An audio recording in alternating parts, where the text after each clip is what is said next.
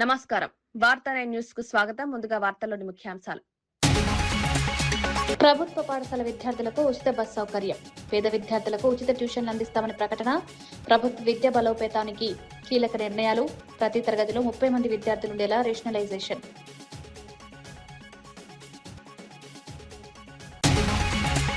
రుణాల విషయంలో అధికార పక్షంపై కన్నబాబు విమర్శలు. అప్పుల కుప్పగా ప్రచారం చేశారని వ్యాఖ్య. 4,000 కోట్ల రుణ సమీకరణపై ప్రస్తావన. రుణాల అంశంలో ప్రభుత్వాలకు ప్రమాణం ఉండాలని సూచన.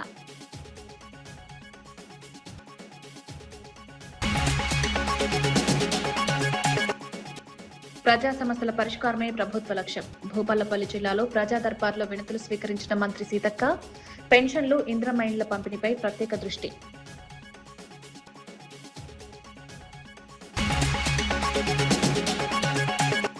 సీఎం రేవంత్ పనితీరుపై ఆర్ఎస్ ప్రవీణ్ కుమార్ విమర్శలు. రాష్ట్రంలో శాంతి భద్రతల పరిస్థితి ఆందోళనకరం. తెలంగాణలో గంజాయి ప్రభావం పెరుగుతోందని ఆరోపణ. సంజీవయ్య నగర్ హత్య కేసులో పోలీసుల స్పందనపై ప్రశ్నలు.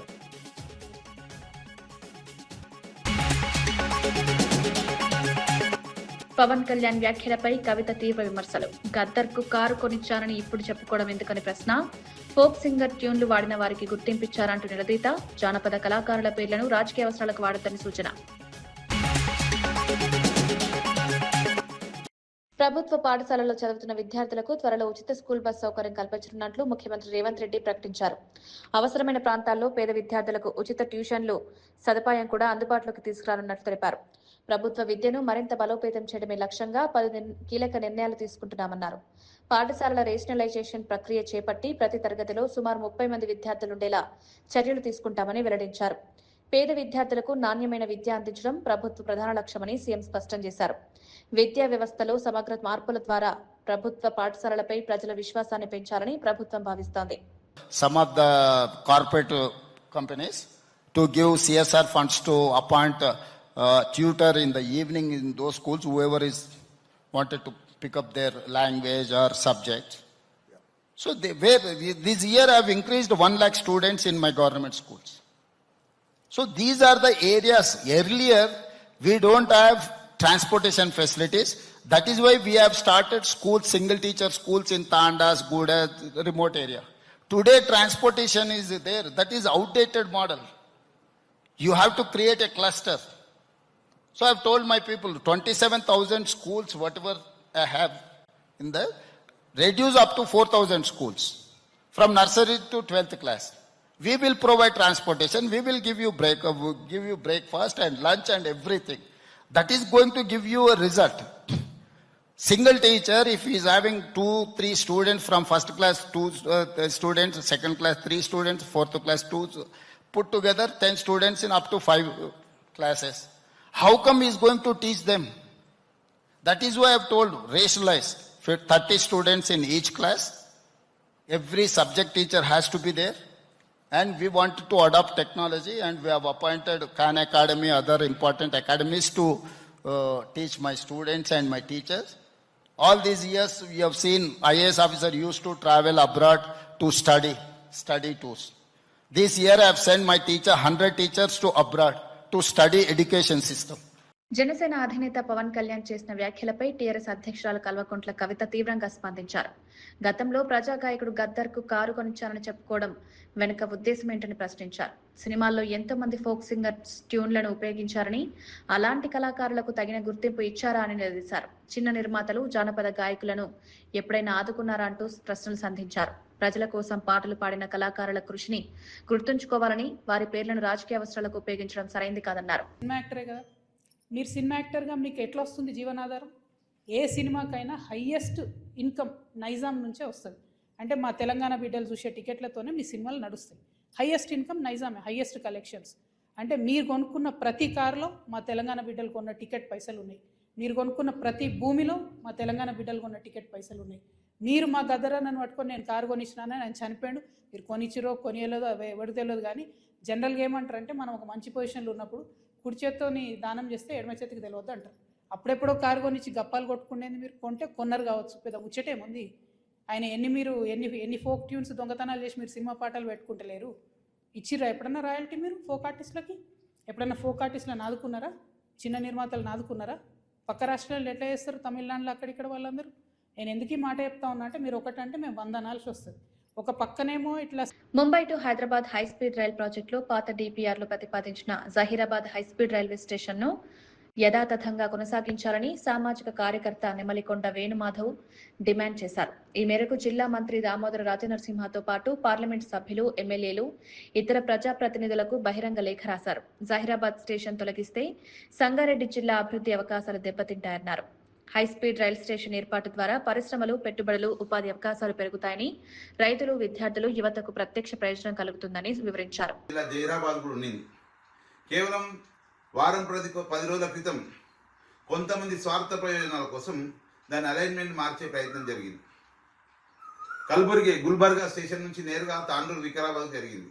కేవలం 50 కిలోమీటర్ల దూరం తగ్గుతుందనే నెపంతో ఈ యొక్క మార్పు జరుగుతూ ఉంది. జహీరాబాద్ సంగారెడ్డి జిల్లా ప్రజలారా, మనమందరం ఒక మన ప్రాంత అభివృద్ధి కోసం ఒక్కటే కదలాల్సిన అవసరం ఉన్నది. సుమారు నిమ్స్ అంటే జహీరాబాద్ ఇండస్ట్రియల్ స్మార్ట్ సిటీ పేరు మీద 13,000 ఎకరాలు ఇప్పటికే మన రైతన్నలు భూములు కోల్పోయారు. నారాయణఖేడ్ ప్రాంతంలో ఫార్మా సిటీ పేరు మీద ఒక 6,000 ఎకరాలకు ఇప్పటికే ప్రభుత్వం నోటీసులు ఇచ్చింది. సుమారు 20,000 ఎకరాలను రైతన్నలు మన ప్రాంతం నుంచి ప్రభుత్వం తీసుకుంటే ఉపాధి కోల్పోయి అభివృద్ధి అన్నా జరుగుతుందనే ఒక ఆశతో అనేక మంది బతుకుతూ ఉంటే, ఈరోజు Mumbai Hyderabad high speed rail alignment మార్చడానికి, మళ్ళీ కొత్త డిపిఆర్ తీసుకురావడానికి కొంతమంది రాజకీయ నాయకులు ప్రయత్నం చేస్తూ ఉన్నారు. నేను ఈ సందర్భంగా విజ్ఞప్తి చేస్తా ఉన్నా, మన జహీరాబాద్ పార్లమెంట్ సభ్యులు శ్రీ సురేష్ శెట్కర్ గారికి, అదే రకంగా సంగారెడ్డి జిల్లాలో భారతీయ జనతా పార్టీ నుంచి ప్రాతినిధ్యం వహిస్తున్నటువంటి ఎంపీ రఘునందన్ రావు గారికి, మిమ్మల్ని ప్రజలు తమ ఓటు హక్కుతోటి తమ ప్రాంత అభివృద్ధి కోసం పాటుపడతారని చెప్పేసి మీ అందరికీ కూడా ఓటు ఇవ్వడం జరిగింది. అదే రకంగా జిల్లా మంత్రి దామోదర రాజనరసింహ గారు, ముఖ్యంగా టీజీఐఐసి చైర్మన్ శ్రీమతి తూర్పు నిర్మలా జయప్రకాష్ రెడ్డి గారు, జహీరాబాద్ శాసనసభ్యులు మాణిక్రావు గారు, సంగారెడ్డి శాసనసభ్యులు చింతా ప్రభాకర్ గారు, అదే రకంగా పట్నం చెరువు శాసనసభ్యులు మైపాల్ రెడ్డి గారు, మీరు కదలాల్సిన అవసరం ఉన్నది. మీ యొక్క ప్రజా ప్రాతినిధ్యం ఇప్పుడు లేఖల రూపంలో హైస్పీడ్ రైల్ అథారిటీకి కానీ, లేకపోతే రాష్ట్ర ముఖ్యమంత్రి కానీ ప్రధానంగా ప్రధానమంత్రి కార్యాలయానికి మన యొక్క జిల్లా అభివృద్ధి కోసం ఉత్తరాలు రాయాల్సిన అవసరం ఉన్నది. ఒక సామాజిక కార్యకర్తగా 20,000 ఎకరాలు కోల్పోయి రుణాల అంశంపై వైసీపీ నేత కురసల కన్నబాబు అధికార పక్షాన్ని లక్ష్యంగా చేసుకుని విమర్శలు చేశారు. ప్రస్తుత ప్రభుత్వం అప్పులు చేస్తే దాన్ని సంపద సృష్టిగా అభివర్ణిస్తున్నారని, అదే జగన్ ప్రభుత్వం రుణాలు తీసుకున్నప్పుడు అప్పుల కుప్పగా చిత్రీకరించారన్నారు. ఇటీవల ఒక పత్రికలో 4,000 కోట్ల రూపాయల రుణ సమీకరణ గురించి చదివానన్నారు. ఇదే రుణాన్ని జగన్ ప్రభుత్వం తీసుకొచ్చుంటే అప్పుల మోత అంటూ పెద్ద ఎత్తున ప్రచారం చేసేవారని వ్యాఖ్యానించారు. జగన్ గారు తెచ్చారనుకోండి, మళ్ళీ 4,000 కోట్ల అప్పుల మోత అదే పత్రికలో రాస్తున్నారు. అప్పుడు తెస్తే అప్పుల మోత, దివాళా, రాష్ట్రం దివాళా తీస్తున్నారు అని మాట్లాడారు. ఇప్పుడు తెస్తే రుణ సమీకరణ. ఎంత అందంగా చెప్తారంటే అంత అందంగా చెప్తారు. ముఖ్యమంత్రి రేవంత్ రెడ్డి పనితీరుపై బీఎస్పీ నేత ఆర్ఎస్ ప్రవీణ్ కుమార్ తీవ్ర విమర్శలు చేశారు. తాను రోజుకు 18 గంటలు పనిచేస్తున్నానని సీఎం చెప్తున్నారని, కానీ రాష్ట్రంలో శాంతి భద్రతల పరిస్థితి ఆందోళనకరంగా మారిందన్నారు.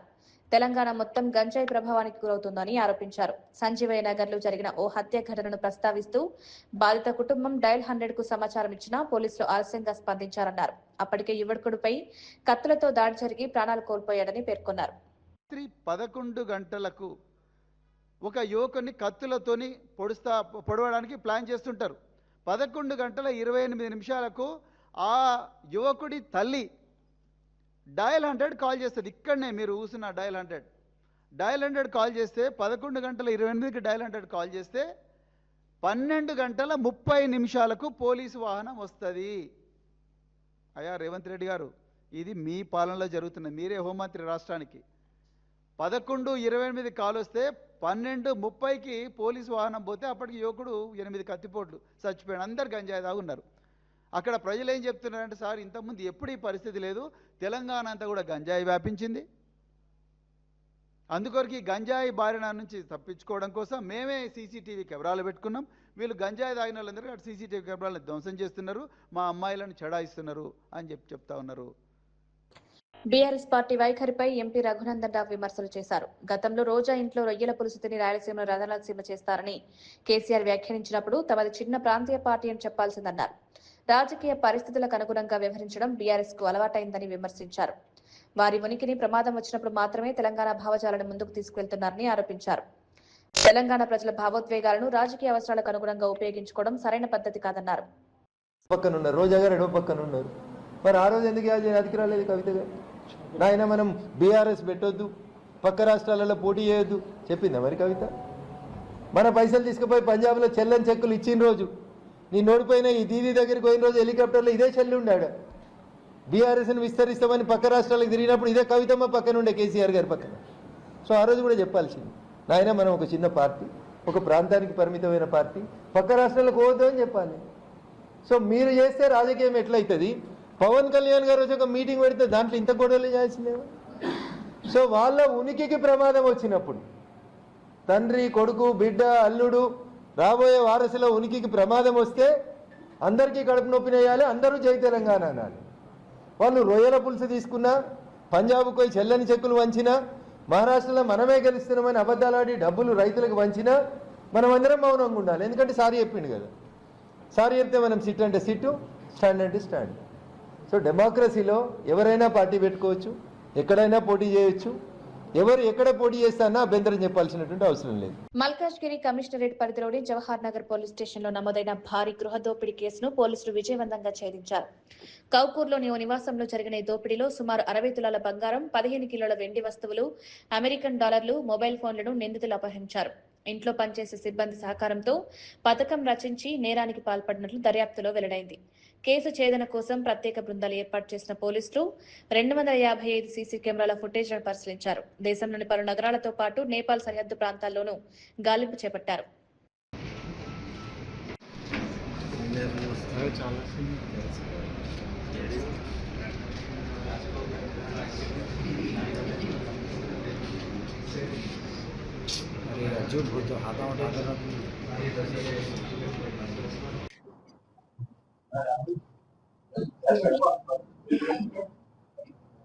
గత నెల 12వ తారీఖు Jawahar Nagar police station limits Malkajgiri commissionerate లో ఒక serious Nepali dacoity, Nepali gang తో అంటే పనిచేసే వాళ్ళ మూటాతో ఒక ఇద్దరు సీనియర్ సిటిజన్స్ కపుల్ పైన వారి ఇంట్లో డెకాయిటీ జరిగింది. ఆ డెకాయిటీలో దాదాపుగా మురళీమోహన్ తర్వాత తన వైఫ్, వీరు ఇంటర్నేషనల్ ఆర్బిట్రేటర్ గా పనిచేస్తారు. వీళ్ళు golf enclave, Mohan's golf enclave అనే ఒక కౌకూర్ లిమిట్స్ లో నివసిస్తారు. వీరిద్దరూ సీనియర్ కపుల్ ఇంట్లోనే ఉంటారు. ఆవిడ డాక్టర్ గా పనిచేస్తారు, సీనియర్ పెథాలజిస్ట్. అయితే వీరు సీనియర్ కపుల్ అని ఎరిగి వీరి నిస్సహాయతను వాళ్లకు తెలుసుకొని ఫస్ట్ ఈ రోజు మనము అరెస్ట్ చేయబడ్డ మీనా అలియాస్ మమత, తర్వాత ఆమె భర్త రాజేష్, ఇద్దరిని పని వాళ్ళని తీసుకొని వచ్చి వాళ్ళ ఇంట్లో పెట్టడం జరుగుతుంది. ఎవరినైతే తీసుకొని వచ్చిండ్రో సబీనా తర్వాత బిస్వాల్, వీళ్ళని మనం ఆల్రెడీ అరెస్ట్ చేసి ఉన్నారు. కాకపోతే ఈ మీనా అన్న ఆమె తర్వాత ఆమె భర్త, ఎస్పెషల్లీ మీనా అన్న ఆమె తీసుకొని మిగిలిన వాళ్ళని పనిలో పెట్టించిన క్రమంలోనే దాదాపుగా 6 మందిని ఆ ఇంట్లోకి చేరుస్తుంది. పని చేసే వాళ్ళు ఇద్దరు, వాళ్ళకి సపోర్టింగ్ బయట ఈమె పని నేర్పించడానికంటూ ఇద్దరు, తర్వాత ఈమె ఇంకొకరిని తీసుకొని ఆమె భర్త పేరుతో 7 మందిని టోటల్ గా ఆ ఇంట్లో సర్వెంట్ క్వార్టర్స్ లో చేరుస్తుంది. చేరిన తర్వాత 25 వీళ్ళు ఆ రోజు ఏం చేస్తారంటే 12/5 రోజు ఈ ఇంట్లో పని నేర్పించిన ఆమె ఎవరైతే సబీనా అన్న ఆమె ఉందో ఆమెకు సరిగ్గా పని రాదు అన్న నెపంతో మీనా వేరే వాళ్ళని కూడా తెచ్చి పని నేర్పించడానికంటూ ఆమె కూడా అక్కడికి వచ్చి చేరుతుంది. చేరిన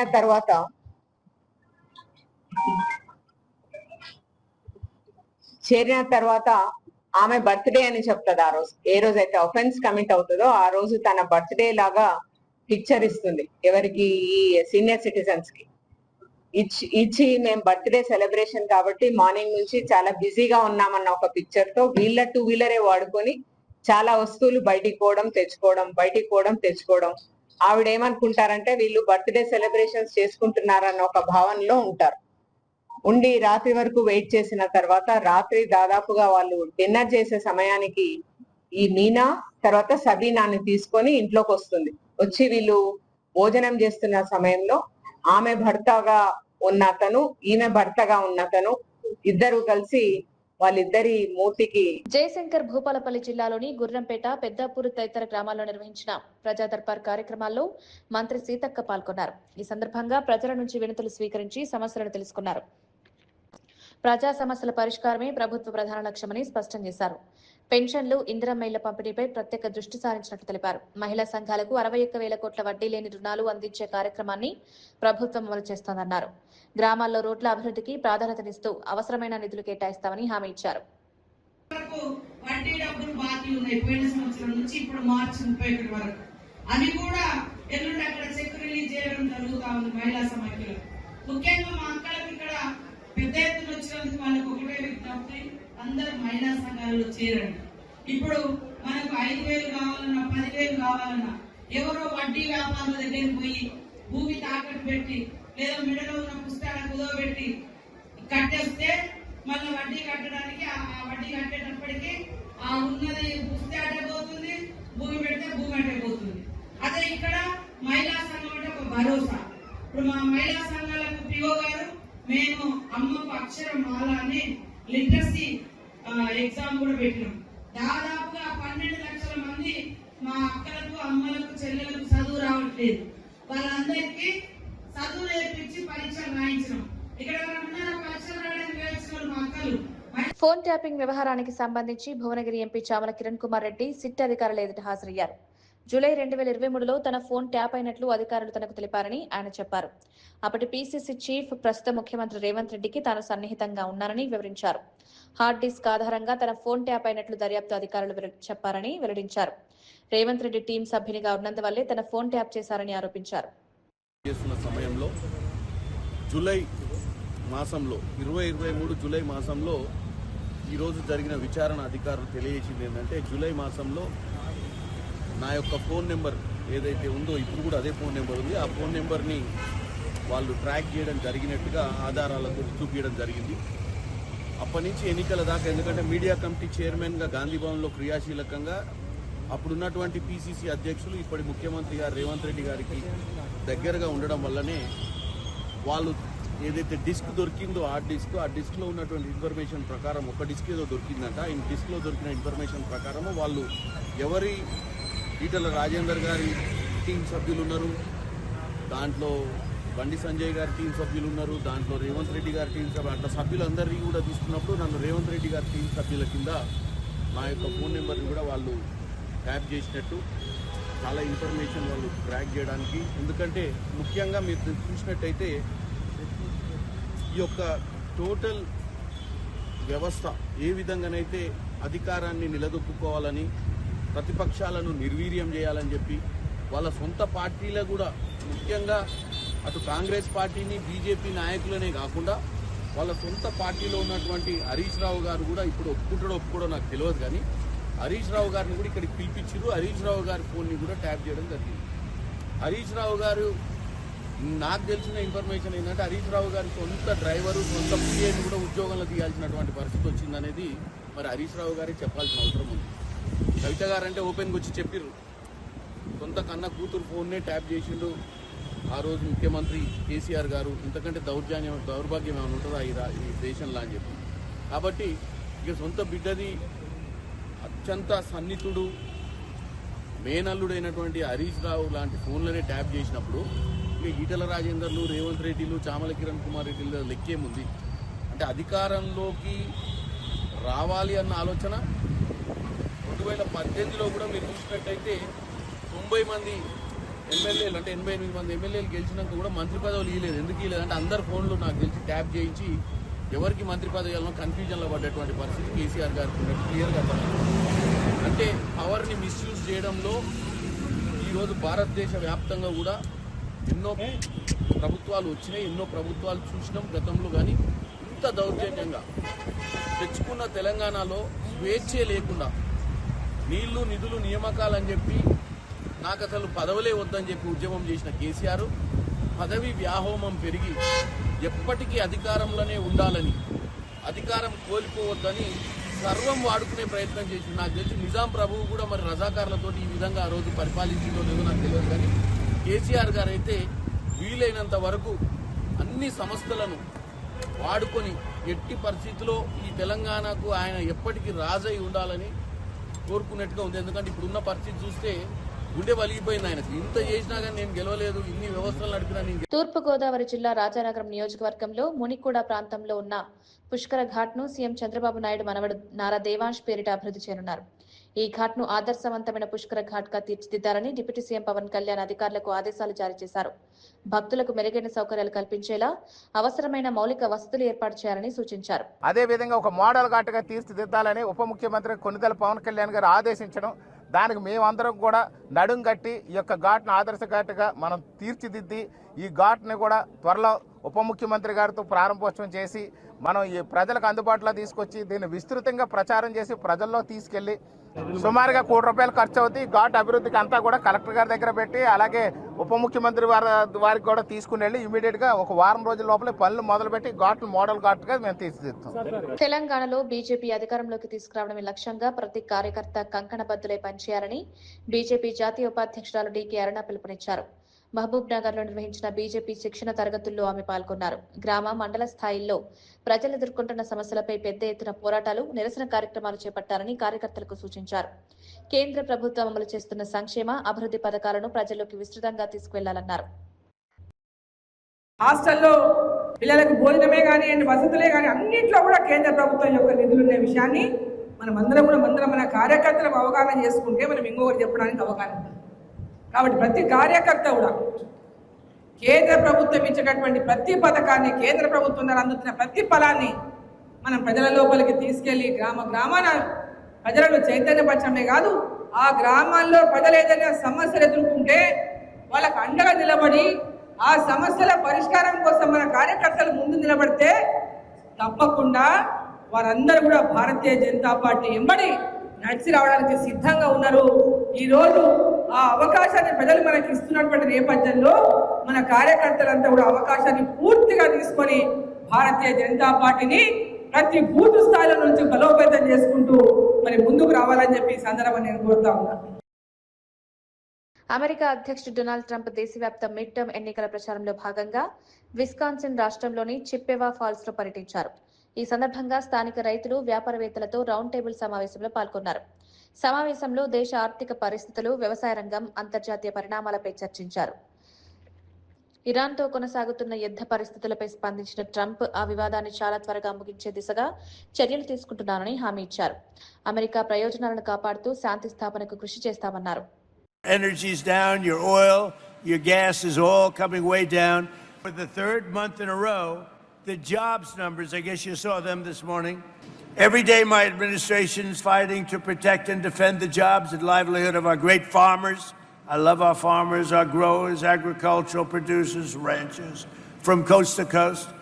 Under the last administration, Biden and the radical left Democrats in Congress crushed farmers with brutal restrictions, but that's the way it is, and the blockade is unbelievable. Farmers, I just made a great deal. I came back from President Xi, and he's buying billions and billions of dollars worth of soybeans and other things, and you're seeing that starting to kick in. Beat them with tariffs. I took care of it my first term, but really, it's been over the last couple of months since we went in for the military operation. You've seen fertilizer go up, and you've seen energy go up. It's going to come down to where it was or lower. Look at this graffiti all over it, filthy, disgusting stone. The stone was all horrible. And look over there, that's before and after. And that is the most beautiful thing that you've ever seen.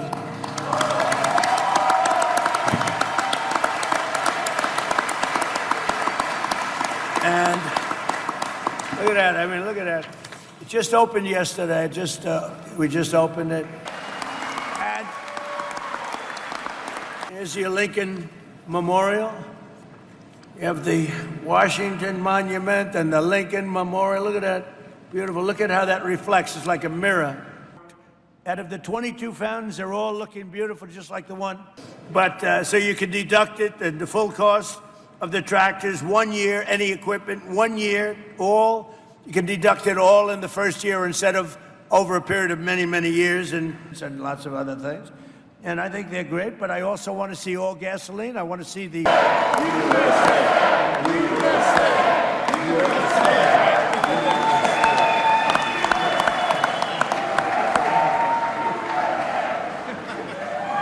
I'm keeping it. I'm keeping it, Jordan. I'm not giving it back. I'm a very good guy for keeping gold. I like gold. I'm never giving this back. Congratulations. I forgot to touch his leg. I didn't want to do that. But I can tell you one thing. His leg is like a rock. That's fantastic. 2 gold medals. Wow, that's big stuff. Thank you. It's an honor. And speaking for my other athlete up here, that's pretty good, right? 2. ఇవి ఈనాటి వార్తా విశేషాలు. మరో బులెటిన్లో మళ్ళీ కలుద్దాం. నమస్కారం.